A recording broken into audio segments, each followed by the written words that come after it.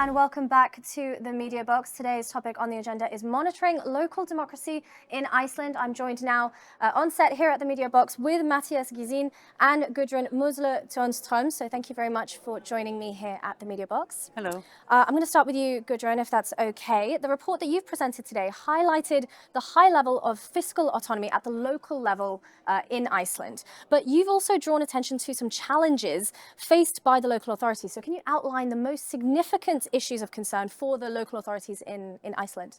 Yeah, just to start with, I want to stress that the general assessment was rather positive with a high level of local democracy. Despite that, of course, we found some margins of improvement. To highlight some of them is, first of all, to clarify the division of responsibilities which affects many areas, responsibilities between the local authorities and the government. And then to clarify the status of the city of Reykjavik, to give them the status of a capital city was also very important, and adopting a dedicated legislation to allow the European Charter of Local Self-Government to be directly applicable. And I started with the clarifying of division of responsibilities. And as I said, it concerns many areas. I give you just an example. It affects areas of the financial resources, especially when it comes to the obligations of services of the local authorities. I name the kindergarten.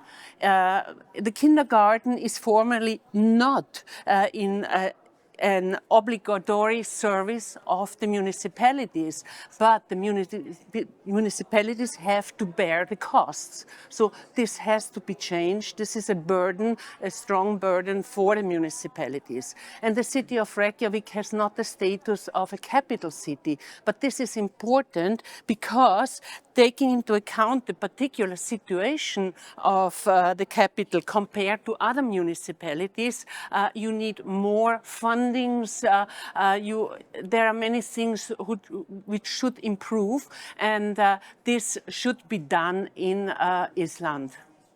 Thank you so much, Gudrun. I'm going to move over to Matthias now. In the report, you've mentioned some improvements in the area of local self-governments in Iceland, such as tax autonomy, also women's participation and representation in local authorities, which is actually higher than the participation and representation of men. So it appears that some of the previous Congress recommendations still need to be implemented. So can you elaborate a little bit more on that? Well, my general impression is also very positive, as Iceland is a country with a high degree of democracy. Local self-government is very well developed there, especially considering the high degree of fiscal autonomy of the municipalities. But there's still room for improvements. Some of the transfer amounts from the Icelandic state to the municipalities have been increased, but not all of them.